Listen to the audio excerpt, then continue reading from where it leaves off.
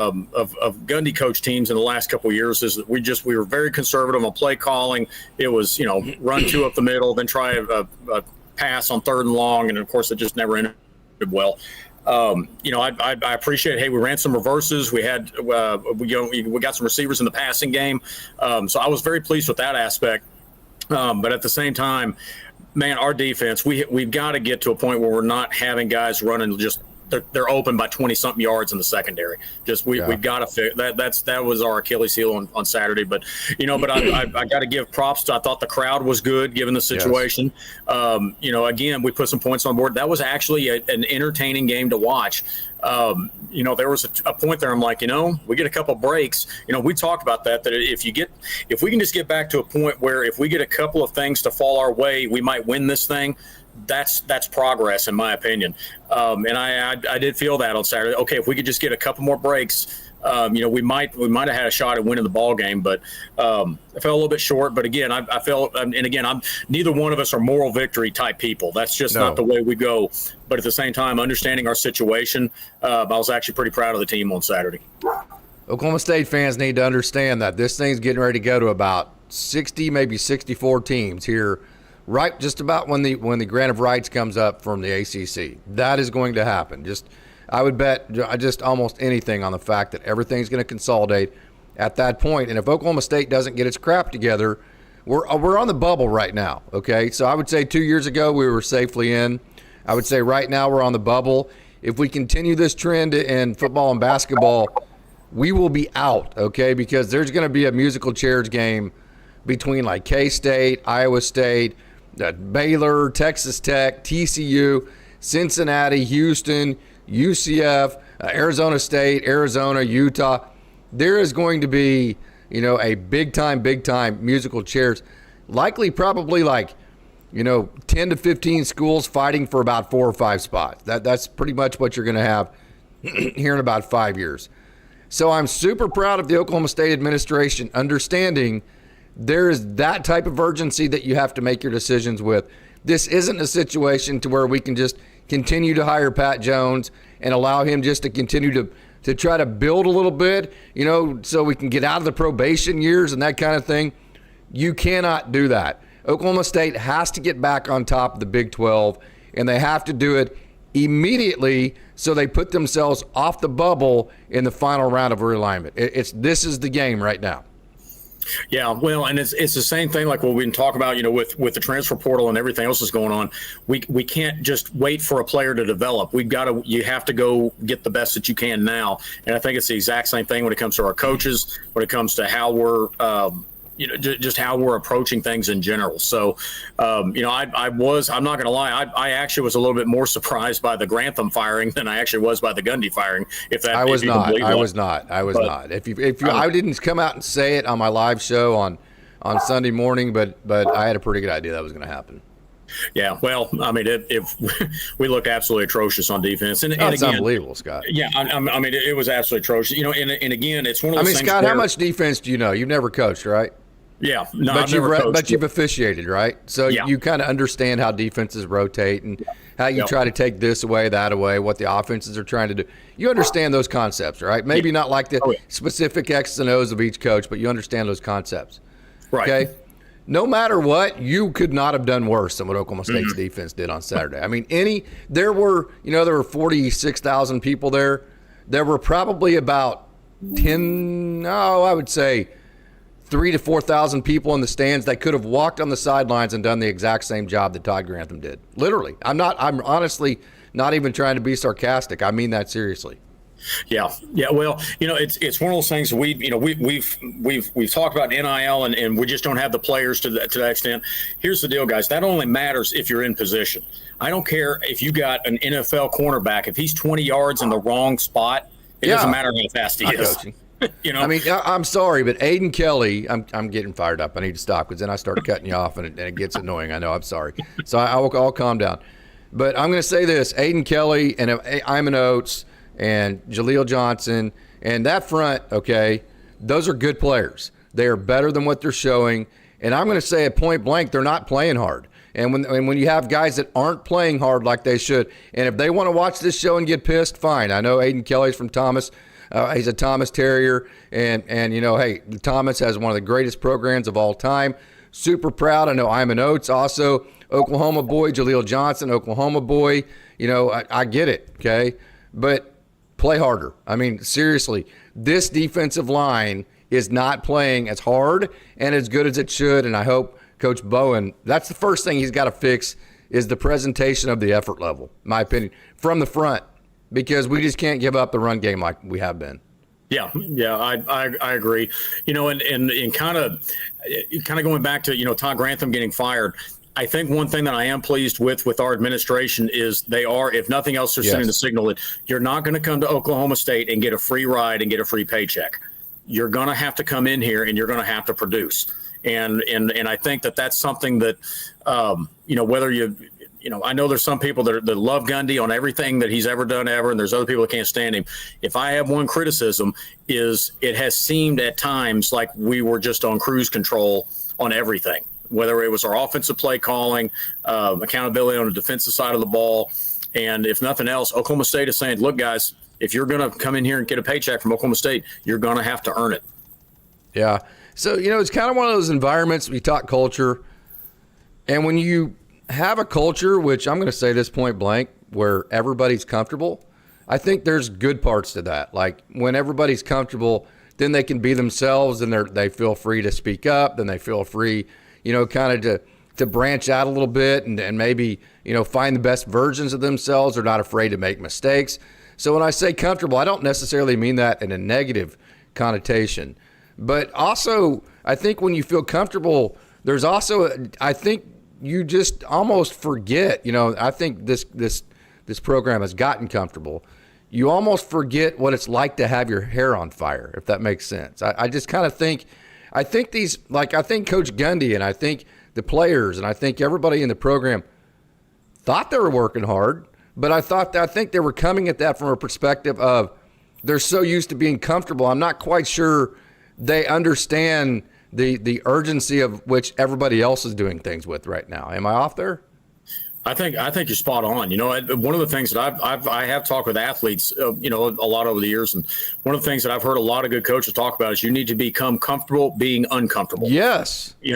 And that's because you're pushing yourself. And if you go into the weight room and the workout doesn't scare you just a little, make you a little nervous, it's not hard enough. And I think that's kind of where, and you just alluded to it. I think that's kind of where our program was at, is we had just gotten used to, okay, this is just the way we do things, and I hate to say, everybody says, well, Gundy was just comfortable, getting to a bowl game. I never wanted to admit that, but at the same time, looking back, I also could see a little bit of that creeping in, if I'm being completely 100% honest. And sometimes you need a little bit of a wake up call. And I think I think our program has gotten that now.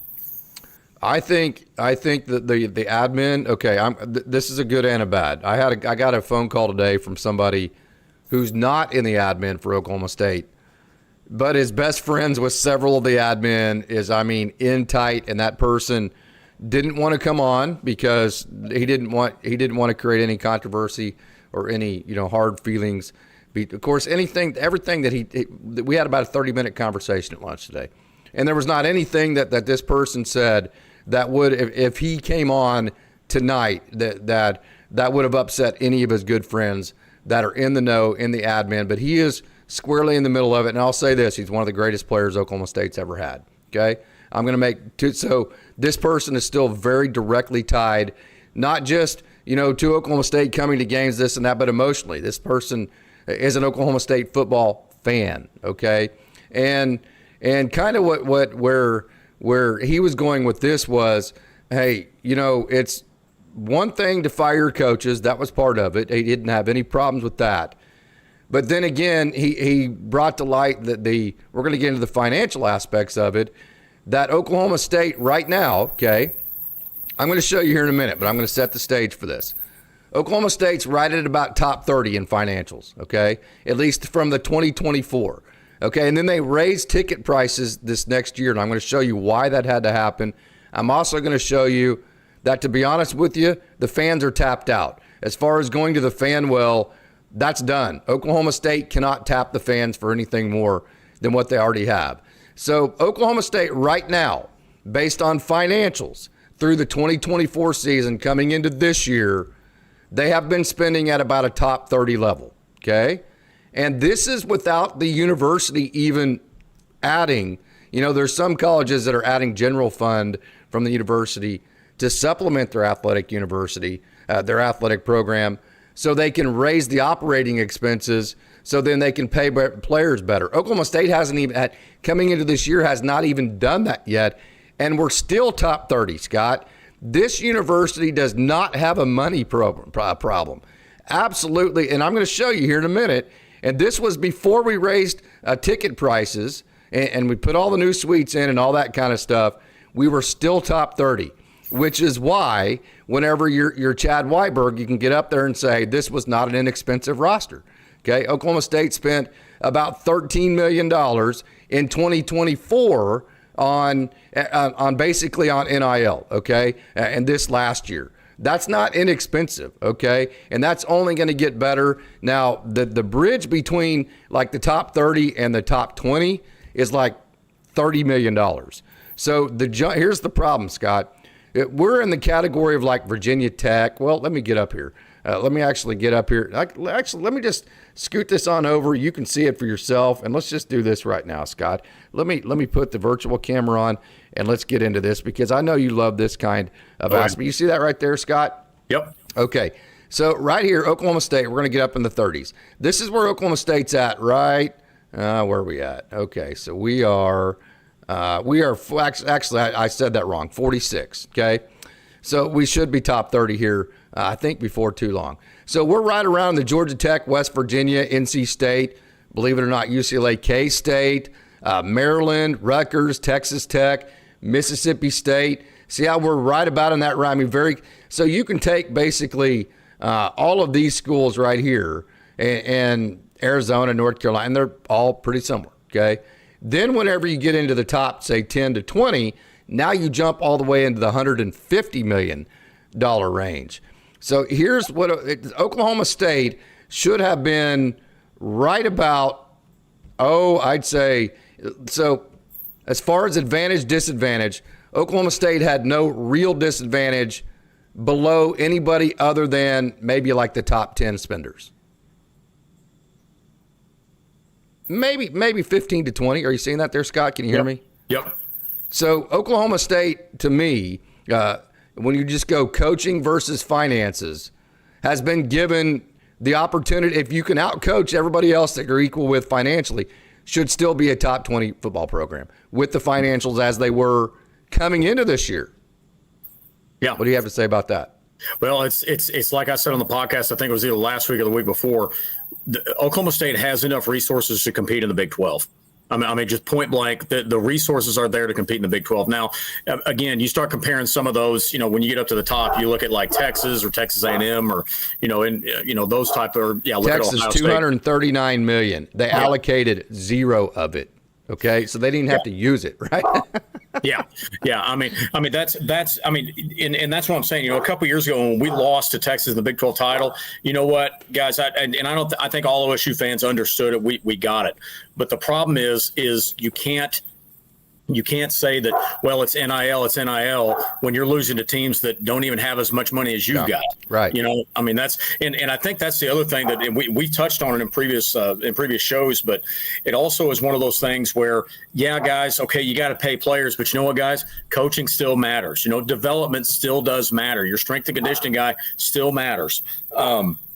And if you're not coaching more than ever is what I'm trying to say. Yeah. I mean, so that's my deal. It's not just, you can't just say, oh, woe is us. We don't have as much money. We've got enough to compete, guys. Now go out there, coach them up, and let's go play. We have never not spent at a level that if you have better coaching than everybody else, you wouldn't be a top 20 team. Not ever have we done that. Not ever. There is no excuse for the coaching in this system to not have been a top 20 program, not from a financial perspective. Now, as I bring you back to this, you're going to look at the top 10 right here. OU, $177 million. Auburn, $174 million. Michigan State, $172 million. Indiana, Virginia. You're not going to reach those guys, okay? Right. Don't even shoot for the top 10 to 12. I mean, that's just not even feasible, okay? But who you need to be shooting for, Scott, is top 20. Look at Arkansas, 152 million. Iowa, 151. Wisconsin, 150. That's who you need to shoot for. So Oklahoma State, as we go down to 46 right here, we were at 104 million, okay? So you're already $50 million off of a top 20 program. Now, what I'm trying to say is we were at least in the category of most programs that were just below that, like a top 30 type program. And if you overachieve a little bit, then you're a top 20 program like Coach Gundy's always done. So for Oklahoma State to get in the top 10, so let's have some realism here. For Oklahoma State to be for fans to expect Oklahoma State to be a top 10 program, okay, we would have to catch up in the total revenue area by about $50 million, okay, because we are about $50 million behind a top 10 program. Now, I'm going to say this. They raised ticket prices. They've already done all the suites. The fans are tapped out, Scott. You've gotten all the blood out of the fan turnip. Would you agree with that? There's just nothing else you can squeeze out of fans right now at Oklahoma State. Yeah, no, I agree. Well, and the other thing is, unless you're just a mega donor that just wants to donate so we can kind of turn the thing around, let's be honest, fans are not going to absorb another price increase with the type of season we're about to have. That's what I'm trying to tell you. Yeah, you can't do it. But at the same time, I think the way that we get there, again, this next coaching hire is incredibly important. That's exactly right. Yeah, we got to get this one right, and I think Chad has alluded to that it's going to be a high integrity search. They're going to go. They're going to take their time. They're going to try to get this one right because we really do need to get this one right. But I do think again, Oklahoma State can get up into that realm. Top 20. Top 20 gets you in the playoffs every year. Yeah, and the other thing, because it's going to expand to 24 teams. Yeah, because the other thing I'd also say about that is yes, you've got the elite ball player, but at the same time, there are guys out there that are 4-star players that are just maybe slightly behind the other guy with a little development, a little bit of coaching. Mm-hmm. We can still get up to that level. Now, is it going to take a little bit better, video evaluation of guys? Maybe find a guy that's a little bit underrated, and to Gundy's credit, he did a really good job over the years. But here recently, we really haven't. We just haven't found those guys, in my opinion, in the last couple of years. But again, I can't stress enough how important it is that they get this next hire right. Okay, so for those of you who are still upset that Oklahoma State fired Coach Gundy, let me explain to you why this had to happen, even if you don't agree with. So I think it had to happen from a coaching perspective. I think he was way too comfortable. So I'll just start there. But even if you don't agree with that, okay, the reason why, even if you think Coach Gundy from a coaching perspective still was a good enough coach that he shouldn't have been fired, okay? So because Coach Gundy was not doing what he was supposed to do in the fundraising aspect of things and in the NIL aspect of things, okay, and when we say NIL, that doesn't mean just go pay players and be willing to pay players. That means you drive to John Vance and you put your face out there and you say, hey, I'm Mike Gundy. Will you give us a $2 million contract to have our players do your commercials for you? That's what I'm talking about when we say Mike Gundy wasn't doing what he's supposed to with the NIL. So I say that to say the fan well is dry. They've already raised the ticket prices to the max that OSU fans will pay. They already have all the suites in. So there's only 3 ways to go here. Donors, which we have some donors. I told you that in that tweet. You told me that, Scott. Donors, we're going to have enough money to get this thing jump-started. We are not going to have enough donor money to make up that 30 to 40 million annually. We will have enough donorship to make up that 30, 40 million dollars initially to get us back in the game, to give the new coach a chance, the right start. But on a year-to-year basis, the donorship is still going to leave us probably in the top maybe 30, maybe 40, maybe top 50. So one aspect, you can get that, you can make up that $50 million in donations, but do the math, okay? Texas A&M is graduating, 20, 30, 40,000 kids a year. We're graduating 5. Okay, so they have 30,000 more grads every year. We're not going to be able to keep up with that, correct? So the donor aspect of it, that's not a long-term solution, okay? The other one is your next coach can go to Kalidi Kia or Thomas Ford or Barry Sanders Supercenter and say, hey guys, here's the situation. We're trying to make up $50 million. We need about a $2 million contract from you. You go to the Smoky Pokey and you hit up Casey Andrews and you say, hey man, you got a couple $100,000 you might do for NIL and make our quarterback Haas Haney the face of Smoky Pokey. So let me ask you this, Scott, okay? How many commercials do you see around Oklahoma State or on local TV or on cable or wherever where Haas Haney is promoting a product or where Rodney Fields? I mean, do you even know what Rodney Fields looks like? Well, I mean, you see what I'm saying? I mean, do you see what I'm saying? So the job of the next coach or the next GM, the avenue here is, okay, and then the other avenue is I think Oklahoma State's also going to have to start taking from the general fund and supplementing the athletic fund with the general fund probably by about, what would you say, $5 to $10 million a year? Would that be fair, Scott, or is that too high? No, I think that's about right. You know, the other thing I think that also kind of there are other decisions that are going to have to be made is how much of that overall revenue is dedicated towards football versus how much are we going to put towards basketball, how much we're going to put towards baseball, all those other kind of things. But, that's a really hard decision in my opinion, because to me, I'm still a traditionalist from the standpoint, I love all Oklahoma State sports. We're here watching softball in the spring. We love it. We're here watching baseball, basketball, wrestling, you name it.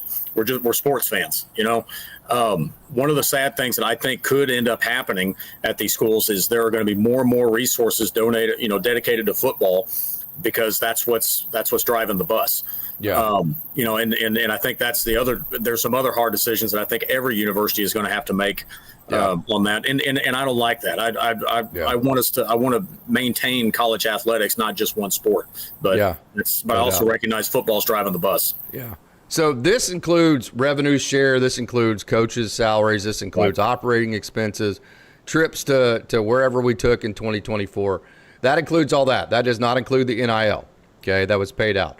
So if you take $104,404,398 divided by 12.46%, you come up with right around $13 million. So that was the budget. That's why you keep hearing that $13 million figure. Oklahoma State had right around $13 million to spend on NIL for all of its programs, okay? That's going to have to triple, at least double, okay?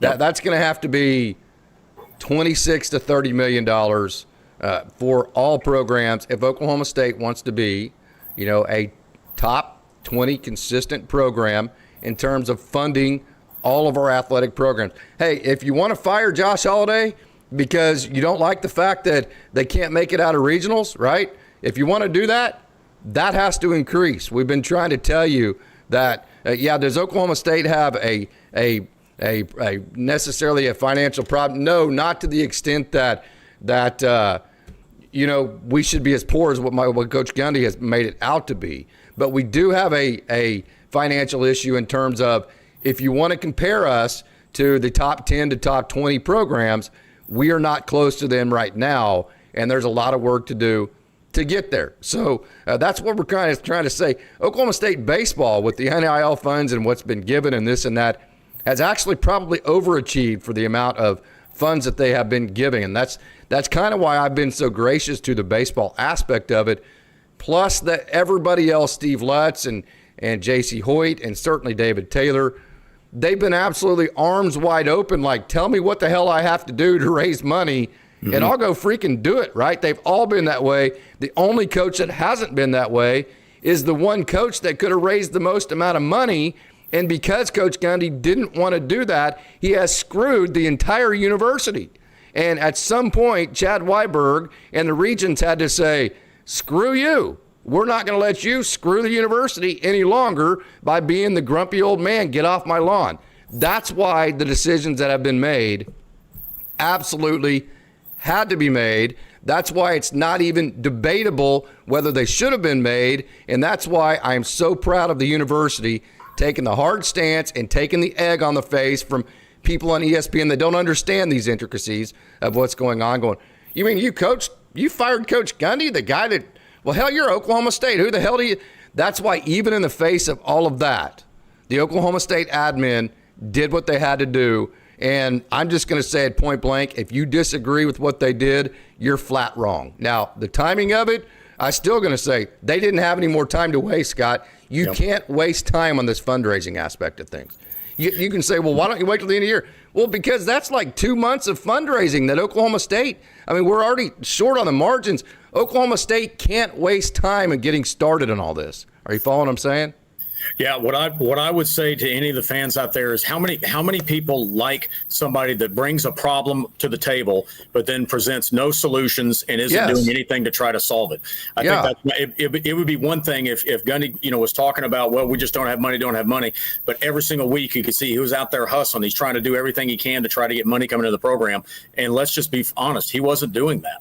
I mean that's and part of it, I think he didn't like that aspect. Not neither. Here's what I'm trying to say. I'm sorry. I know I'm cutting you off, but I'm fired up tonight. He wasn't doing it on the field, and he wasn't doing it in the financial department in any way, shape, or form. He wasn't doing any of it. Before he wasn't doing it with this or that, but he was producing on the field. Okay, we can live with that because then that raises money. But he wasn't doing it in any facet. I'm sorry. I won't interrupt you anymore. I'm sorry. No, it's a little bit like it's a little bit like being a CEO in the corporate world. A CEO, do they have to understand the financials? Do they have to understand business and economics and finance and all those things? Absolutely. But part of it is they have to be the face of the program. They have to be the face of their business. They're the ones that have to go out there and talk to investors, talk to people, and instill confidence in them. That's a part of being a job at the college level. Now, that's kind of what it I'm sure Gundy didn't like that aspect of it. That's fine. But the problem is that's your job.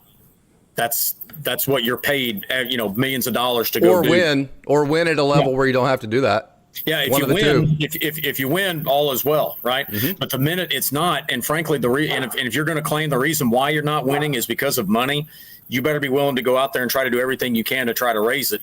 And let's just be honest, he wasn't.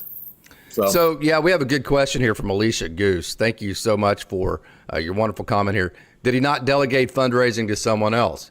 If you've ever done fundraising for a university, you are fundraising to the program, yes, but you're fundraising to the head coach, period, in a discussion. If people, especially the big donors, if they don't like the head coach of your program, if they don't like the direction the program's going, you can burn the midnight oil all you want. You can be the best snake oil salesman. That you could be somebody who could sell ice to Eskimos.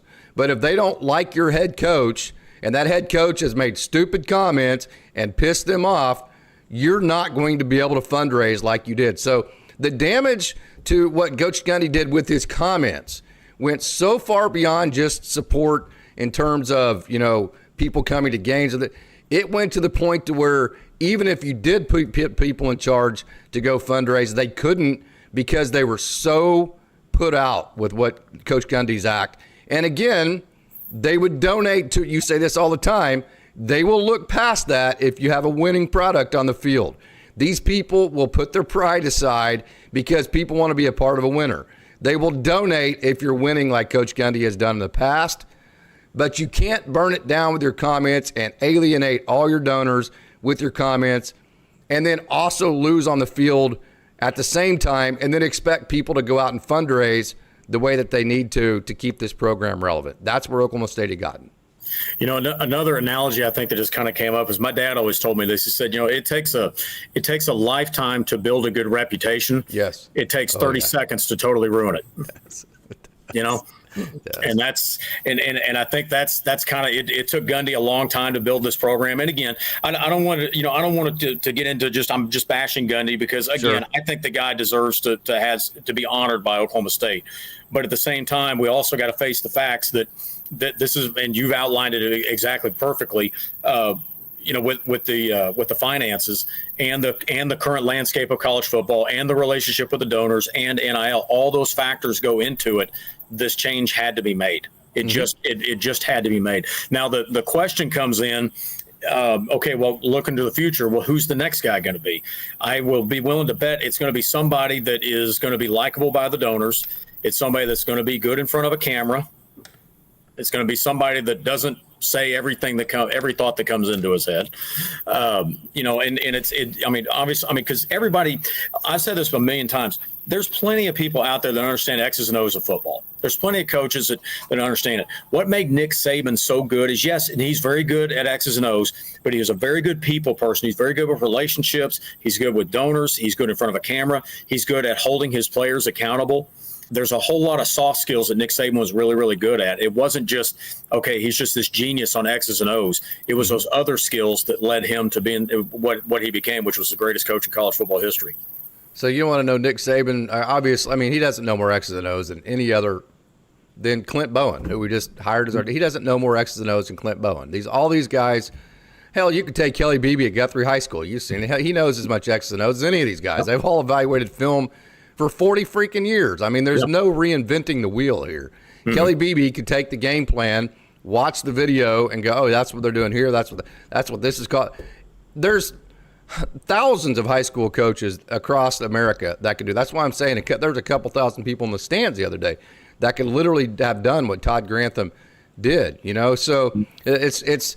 So what makes the difference between Nick Saban and everybody else? What Nick Saban did was he went on camera. He went and convinced the donors, hey, we're going to win. Here's why. You give money, we're going to win more. You're going to have fun. And then you're going to get a better return on your investment. So, hey, why don't you go ahead and give that $100,000 and then we can build, hey, look what we're getting ready to build. And if we build this, we're going to go get that 5-star quarterback. Then if we go get that 5-star quarterback, we're going to beat the shit out of Alabama, right? And then you're going to be pretty happy about the fact that you gave away that $200,000. That, by the way, is a tax deduction for you, and you're probably not even going to feel it. So how about that, huh? So he knew by playing that game from a PR perspective, those donors and the people around him were going to build systems around his program that were going to attract all the best players. And then once he got all the best players, because he's built those systems that had nothing to do with X's and O's on the field, then he's going to have better players than everybody else. And he's going to be able to run just whatever X's and O's he wants. And he's going to win. Yeah. That was that was literally his formula right there. That's the formula that the next guy at Oklahoma State has to follow. The Nick Saban formula of getting to the donors and the people that will create the systems around this program that will give, this program an advantage over the K-States and Iowa States to get people in here. Yeah, no, I agree. We've already started to hear some, a lot of names being thrown out, that kind of stuff. I really haven't gotten into it yet because I think it's going to be a little bit before there's any announcements. But, I will say, going back to kind of taking us full circle now, but I was very pleased with what I saw out of Coach Meacham. I thought Absolutely. we had a good game plan on Saturday. Again, we tried stuff, and what do we have to lose? I mean, that's another thing. I think that if there's another criticism to be had, that if you're going into a game and you don't have as much talent as the other team, and if you play it straight up, you lose. Well, then don't play it straight up. Mm-hmm. You gotta try something to create an advantage for yourself. You can't just run up the middle 3 times and punt and expect that, eventually something's going to change. That's kind of that definition of insanity. Doing the same thing over and over again, but expecting a different result. Yeah. You've umpired home plate a lot, right, in baseball? Oh yeah. So guys flipping it up there about 73 with his fastball, right? And it's not real. It's not even moving. I mean, it's an Iron Mike fastball, right? Mm-hmm. You see that as an umpire, what are you thinking? Dude, better flip up a lot of off speed up there. Better do something different, right? Okay. I think I'll call a strike if it ever gets to me. Yeah, right. So kind of Oklahoma State's talent right now, call it what it is. It's a 75-mile-an-hour Iron Mike fastball right now, right? Yep. Which means, hey, you're going to have to do other things. You're going to have to throw a slider. You're going to have to change speeds. You're going to have to locate. You can be Clayton Kershaw and throw 89 miles an hour and still have a great year like you did this year. But it's not going to be centered on just talent alone. You're going to have to build systems, like that fastball. You're going to have to pitch backwards. You're going to have to fool the hitters. You're going to have to make it look like a strike, make it a ball, make it break out of the zone, get chased from that, and then make your fastball look faster because you've thrown all these slow pitches, right? Mm-hmm. That's what Oklahoma State has to do right now because we have a 75-mile-an-hour fastball that is straight for talent. I'm sorry, we just do. That's maybe that you think that's too negative, but that's the realistic facts of where we're at from a roster perspective. Yeah, yeah, and I think that's what I at least appreciate out of Coach Meacham is, hey, at least we're trying something, and if absolutely nothing else, it was entertaining. Because we talked about that if you're trying to build the brand, trying to build television viewers, TV loves drama. At least be entertaining. Even in a loss, it was an entertaining game to watch, as opposed to just because I'm telling you, that Tulsa game, that was probably the most boring game I think I've ever seen in my life. Just there was nothing exciting about that. Yeah, I've never gone full blown on this. Like, man, I hope they lose so they can just burn this thing down. That kind of creeps into your mind, though. I mean, I'm not going to lie. That one right there was like, hey, they played so shitty. Kind of as a coach, I'll put it this way. That's my coach mode. There's times to where you win some games against some bad teams and you're not playing well, and you're like, guys, we can't play like this. Yeah, you beat that team, but we keep playing like this, we're going to get our asses kicked when we get into the back end of our schedule, into the better teams. And so there actually is times as a coach to where you're going, man, I hope we get our ass kicked today. You know what? Because these kids need to understand you got to play better, you're going to lose. And so that was the Tulsa moment. It wasn't like that from a fan I wanted to lose, but it was like that coaching moment to where you're like, you know what? I don't think it would be all that bad of a deal if we did lose, because I think it would go so nuclear that things would have to happen. I honestly got into that mode in that Tulsa game, and they did. Yeah. Am I a bad fan because of that? No. You know what's funny? I'll tell a story on John Chappell real quick. So this was probably 15 years ago, but Guthrie had a big ball game. I think they're playing Mustang. I mean, it's a top 5 matchup, game of the week, all that kind of stuff. And Guthrie did not play well. They got hammered like 10-0. And I think after that game, I mean, I've never seen Chappie that upset. I think they ran probably for 3 hours after that. But you know what? They went on like a 7-game winning streak. Yeah. I mean, and that's and sometimes he talked to me later about it. That was actually probably the best thing that could have happened in that season. Yes. That they sometimes you just need a little bit of a wake up call. And to be a little bit more positive, I think that I think our guys had a little bit of that wake up call with the Tulsa thing. But I also think that they saw a little bit of hope in the Baylor game because, okay, guys, we can put points on the board. You know what? If again, a couple more bounces go our way, we're right there. We just keep working, keep trying. I think it's possible that this team may sneak up on somebody at some point this year if we will play like that. Now, if we go back into the conservative mode where we're just running up the middle 3 times and punting, you're going to get the exact same result. But at the same time, I also appreciated. I like seeing when we went into the first half. Coach the fans were cheering. Coach Meacham's trying to get the fans up a little bit, trying to support the players. I think that's that's a much better look than what we had the last game where everybody's chanting "Fire Gundy." Mm-hmm. So I think overall this is actually going to end up being a good thing for Oklahoma State. Yeah, plus what had to happen. Whether it's a good thing for OSU or not, it had to happen. I mean, I outlined – I'm not even going to argue with anybody who doesn't think it's going to happen. I outlined from a financial perspective, from an on-the-field perspective. OSU's not in a position where they can wait around. You just can't. Yeah. I mean, even too much. There's just – and especially whenever the results are going to be the exact same. You're going to end up with a different coach anyways. Get a head start on all of that fundraising. Okay, so can we beat Arizona? I say yes. Of course, when it comes to OSU winning, I sat through the 0-10-1s. I've sat through all that.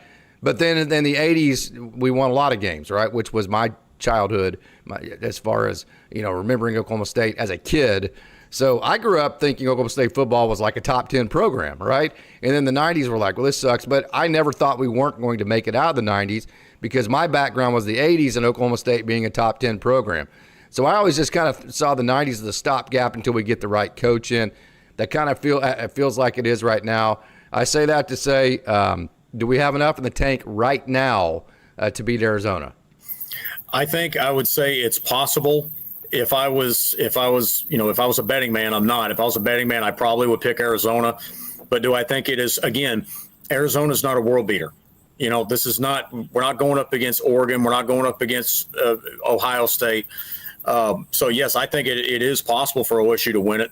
But again, we're going to need a real good effort on offense, and we have got to play better on defense. If we don't play better on defense, we really don't have much of a chance.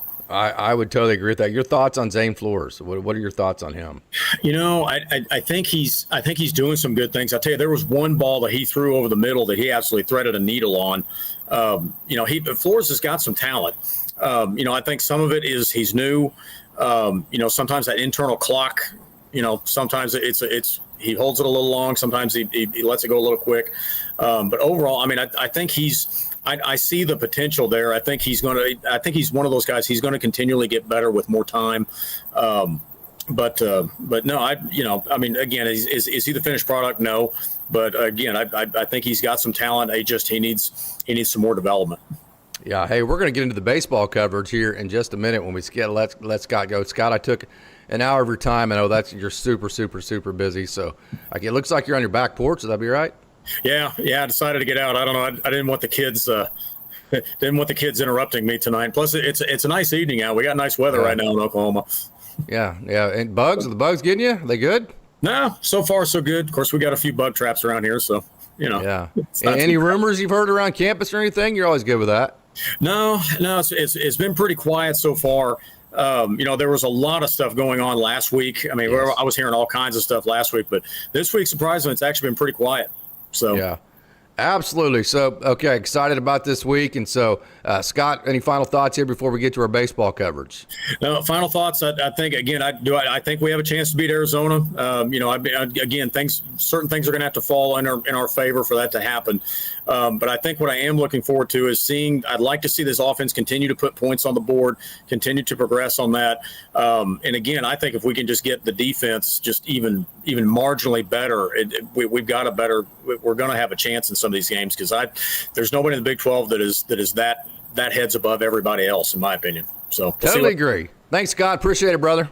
See you, man. All right, man. Okay, so let's get to our baseball coverage here. Scott's going to sign off there, and we are going to get to our baseball coverage and talk about the scrimmage on Sunday. And the two starters for Sunday were two experienced lefties, and the one you're seeing right here is Drew Blake. And if you have anybody in particular that you want me to cover or go back over, just leave a comment in the chat. I've got video of just about everybody. I did not get Kai Fike from this weekend. He's just about, I think, the only one I did not get video on, but everybody else I have something on. So if you have anybody on the baseball team that you want coverage of, just leave a comment. I will be coming back and forth on that, and I'll be monitoring the chat as we do this. So, okay, Drew Blake, he gave up a couple of runs, but this is the guy right here. He was about 93, and that backdoor slider there, actually, he was throwing, that was the backdoor to righties, but to lefties that was breaking away from him. Slider looked really good. Fastball, that right there is about a 92 or 93, something like that. So it was coming out of his hand well. The positive energy was good. And so Drew Blake, lots to like about the way that he threw on Sunday, no doubt about that. Although he did give up a couple of runs, and I'll say this about Drew Blake. This is a guy that Oklahoma State absolutely needs to get things figured out. He started out pretty good last year and then hit a pretty good patch and never really recovered and became the type of pitcher that he's capable of. We need Drew Blake from pitch one all the way to hopefully Omaha. We need him to be the Drew Blake that he is capable of. So, hey, the 93, there's that slider there. Slider looked good, about 93 on the fastball. Hey, right there, 3-2-1, liftoff, Sebastian Norman. Sebastian Norman was one of the biggest recruits for Oklahoma State last year. That was an absolute bomb off the hitter's eye in center field. So, super exciting freshman infielder, outfielder. Played a lot of third base in high school, played some outfield as well, played first base on Sunday, and obviously has a lot of easy power, because that home run to dead center, then he had this base hit right here as well, was, just very easy. That's easy power. Look how easy that looks to him. And that is an absolute shot to dead center. So super excited to see Sebastian Norman rack up a couple of hits, including a dead center field home run. And then, wow, first pitch out of Ethan Lund's hands, 97. And then he had that breaking ball. He was in command of, Oklahoma State's offense, man. OSU hit the ball so well this weekend. I was actually communicating with Victor Romero a little bit, and his comment was, hey, these hitters are pretty fun to work with. I think he's pretty excited. So I think OSU's offense is going to be a little bit more dynamic. I think that's what Josh has done with bringing in some of these younger guys like a Cole Platson and a Danny Wallace and Ezra Essex and Sebastian Norman and, Terrence Bowen, these young offensive players, Remo Indomenico out of the Chicago area. These guys are bat-to-ball guys. They're dynamic players. They're not swing-and-miss home run guys. So I think Josh, with his offensive players, specifically went and got guys that can run. We have a lot of speed with our freshman class, and guys that are typically going to build their offensive game around bat-to-ball. So I say that to say Ethan Lund, actually, this offense hit Ethan Lund, but he was 97, and his breaking stuff, as you've seen, was fantastic. I'm going to say this point blank. This is Justin Robleski all over again. Matter of fact, I actually think at this point in his career, well, I know he is, because at this point in Justin Robleski's career, he was at the State College of Florida, and he broke his jaw, and he actually lost about 15 to 20 pounds and was throwing in the 80s. So Ethan Lund is way, way, way ahead of Justin Robleski, and if you haven't paid attention to Robo, he is going to make the playoff roster for the Dodgers, and he is going to be maybe the very first left-hander out of the bullpen for the Dodgers. Maybe an Alex Vesia, maybe a Jack Dreyer. But Robo has been that good, and he's touching about 99. I don't think I've seen a 0 for Robo yet. I think he has in his career, but it's not. He's about 97 and 99 consistently, and he had a couple of bad outings early on in the year, but since then, from about his third outing on, Robo's had an ERA of about 3 at the major league level. That's who I see here with Ethan Lund. I actually think Ethan Lund is a tick above, maybe, or 2 ticks above even what Justin Robleski brings to the table. I think his off speed's a little bit more advanced. I think his fastball's a little bit hotter. So if Ethan Lund can gain the amount of confidence and understand just how good he is, this guy is going to be one of the best pitchers. He has some of the best stuff Oklahoma State and a pitcher has had in a long, long, long time. That is not an exaggeration. That is how talented Ethan Lund is. But again, he got injured last year. I think he lost his confidence from time to time, maybe lost his rhythm. So it's still in the what you call potential category. So his job is to take all of that arm talent and all of that stuff that he brings, that he throws south, and take that from the potential category and turn it into results, because he is totally capable. Hey, Garrett Scholl had another good day on Sunday. Couple of base hits, and what I really like about what Garrett's doing, you can see that base hit against Ethan there. Came in on the hands, he's looking away, just pulled the hands in, thought opposite field, thought contact. There's another one, opposite field with 2 strikes again. So, he got Ethan twice, once on the inner half, once on the outer half, and just simply because he's shortened up, he's thinking the other way, and he's just thinking contact, and because of that, he is strong enough. We know Garrett Scholl is incredibly strong.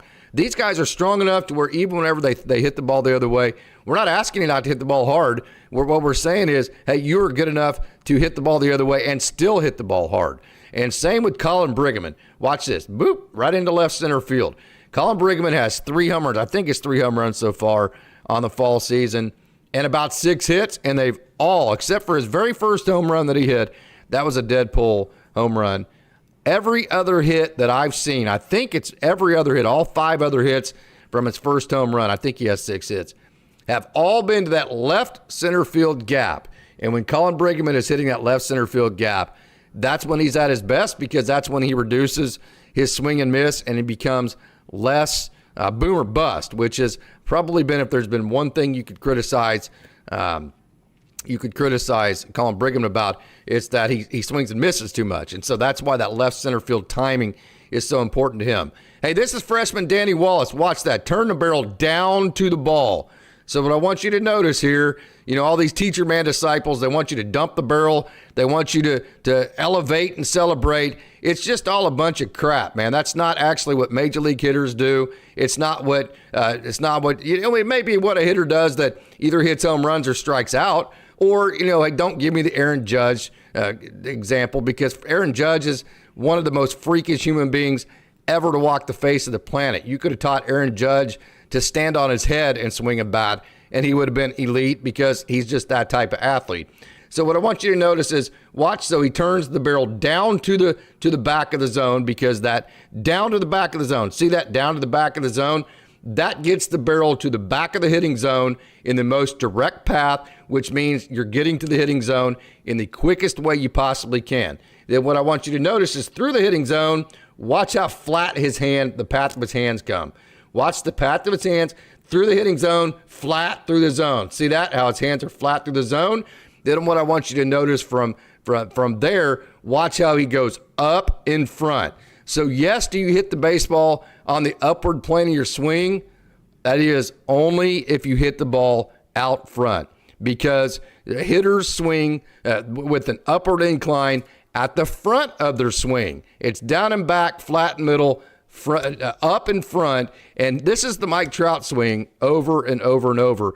And why people think Mike Trout swings up the ball is because his timing is he a lot of times he's hitting the ball out front, and so yes, he is hitting the ball on the way back up. So what this swing is down to the back of the hitting zone, you see that.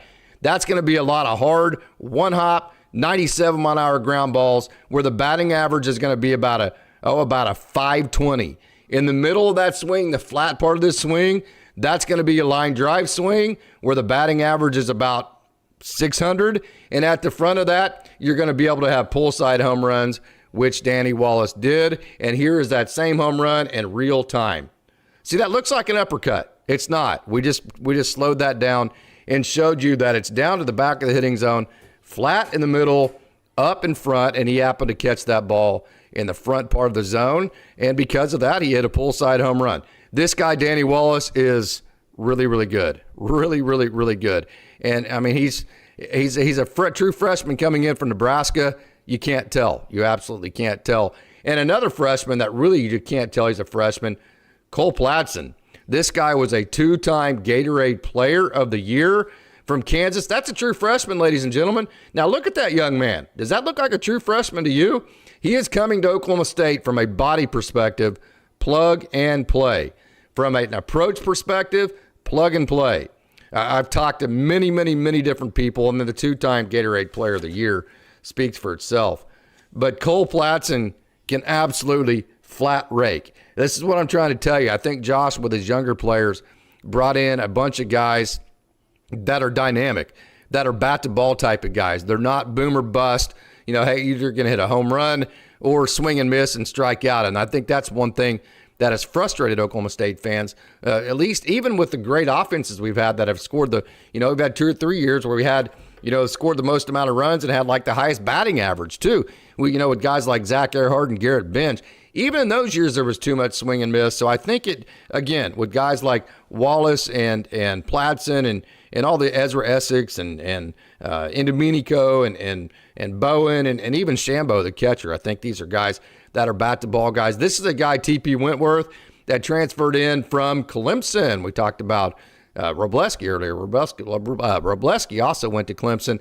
Good look at J.P. Wentworth, right fielder. He was a two-way player at Clemson last year. Threw about 9 innings, most of them down the stretch, hit about 220.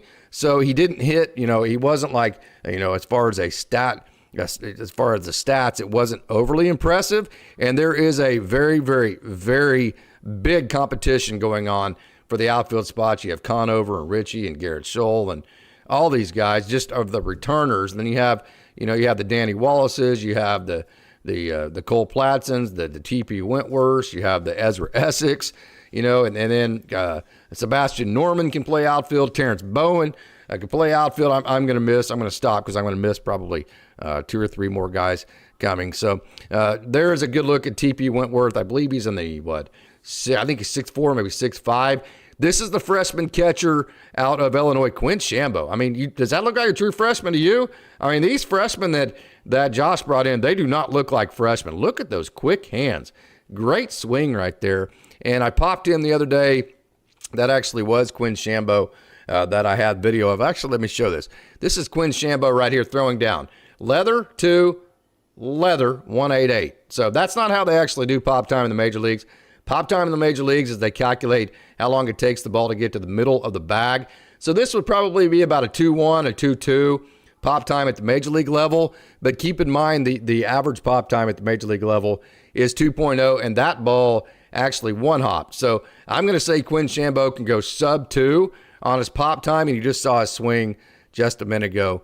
Looked very good, and he's very physical, a very big kid, very physical kid in terms of his body. And then here's another guy, Josh, we always talk about, loves to go back to the well. Well, this young man, Kyler Zager, helped, and he also likes recruiting guys that came from winning programs. Kyler Zager comes from Perry, and 2 years ago, he helped Perry make the state finals where they lost to Washington High School. Washington High School is awesome, just at everything. Zager has that left turn to his two-seam, and then that changeup that just falls off the table. There's the two-seam, there's the changeup. So there are the two pitches for Kyler Zager. He played for Brett Boer. Brett Boer is the head coach at Perry. Brett Boer actually played. I think he was a pitcher. Don't quote me on that. I think Brett Boer was a pitcher on the 1987 team. So if I'm not right exactly on that, I'm pretty darn close, but don't exactly quote me on that. But I know he did play for Brett Boer at Perry. I know Brett very well. We've done some camps together. I've umpired for him, coached against him, that kind of thing. Awesome dude, awesome coach. So Kyler Zager's coming from a great stock there in Perry, Oklahoma. We remember the last Perry kid we got, Rusty Ryle. He is pretty damn good, right? Okay, so we talked about the true freshman catcher, Quinn Shambo. How about the transfer catcher from Ole Miss? Right up the middle, out of baby Campbell Smithwick. And I'm going to say this, Campbell's kind of looked like he hasn't been comfortable to this point. Like, hey, I'm supposed to be this dude coming from Ole Miss, and I've got these expectations on me, and I'm supposed to be good. And I look around, I got all these other guys that are really good, and he got this base hit. Now watch his reaction. Right there. It was like, oh, thank God I got that monkey off my back. I got that first hit. And you could just see just kind of the weight of the world come off of Campbell's shoulders after he got this hit, and he got really comfortable. This is a nice, tight, short. See, again, Josh bringing in guys. You can tell. Just watch that swing. That is a contact-oriented, up the middle, tight, short. Hey, let's just hit a line drive, a hard ground ball somewhere. That's what that swing is right there. Bringing in guys that can do something other than hit home runs. So I really like that short swing of Campbell Smithwick. I have not seen him throw down. So I know he receives the ball very well, but I don't have any information on how he throws the ball down. I haven't even seen it, to be honest with you, to even be able to give you an idea what that may be. I tell you, guy I have seen, though, this young man, Stormy Rhodes. How about Globe Life Field last year in front of over 13,000 fans against Louisville, who made the College World Series for your college debut? And we all remember Stormy Rhodes just acted like a seasoned, grizzled vet. I mean, as far as from a mentality. Lost his confidence in the middle of the season, got it back some towards the end. So this is going to be a big sophomore campaign. Talent abound. This is a guy that sequences like the pros. He throws the cutter, the two-seam. He gets up underneath the hands of lefties with the cutter. He knows how to ride the top of the zone to maximize the carry of his pitches, and he knows how to set hitters up. Very professional sequencing. Obviously, somebody in his past that has taught him how to sequence in terms of the pitches that he throws has probably either a professional background or has studied the way professional pitchers are trying to get the modern-day hitters out, because it's obvious that Stormy Rhodes' sequencing is very, very patterned after the way professionals sequence. And this is Jake Kennedy, young man out of Hennessy who played for Brad Gore. Back to the well. Josh going back to playing for Brad Gore, who has absolutely turned that Enid program around, and they are awesome. You got to like the fact that Kennedy has that three-quarter slot, just a sophomore, waiting his time. So he gives you a little bit of different, a lot of times all these guys are good. So what's going to differentiate you from anybody else? Well, the three-quarter slot can do it because that gives him a little bit of cut to his fastball right there. See that cut?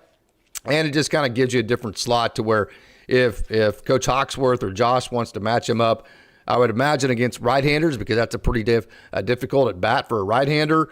Jake Kennedy could be that guy to do that job very, very, very well. So he finished things up yesterday at the scrimmage for Oklahoma State. And so that's pretty much what went on the Sunday scrimmage. And so let me get back actually to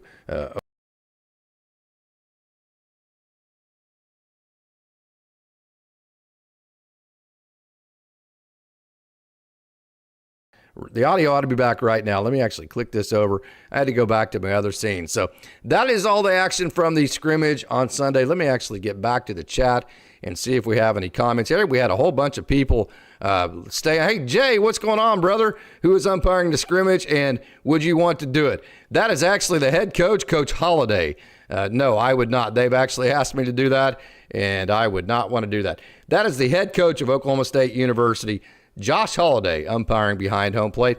And the funny part of that, Jay's actually crossing over from our Dodgers Daily site. The Dodgers start the playoffs tomorrow. Actually, we just got through talking about Justin Robleski, Jay. Hey, why don't you leave a comment about how impressed you are with Robo? Robo pitched for Oklahoma State in 2021. That's J.O. that you're seeing there. The Dodgers start tomorrow. Their playoffs, super excited about that. And so, hey, thank you so much for joining the OState Daily chat here tonight, Jay. Absolutely awesome there. Go Dodgers, right? So we had a bunch of people stay on for the coverage of the baseball scrimmage there. I'm glad you did that. So, hey, this has been a lot of fun. I want to thank everybody for tuning in. And so what I wanted to say was awesome deal. I hope you enjoyed the show today. And beyond that, go Pokes.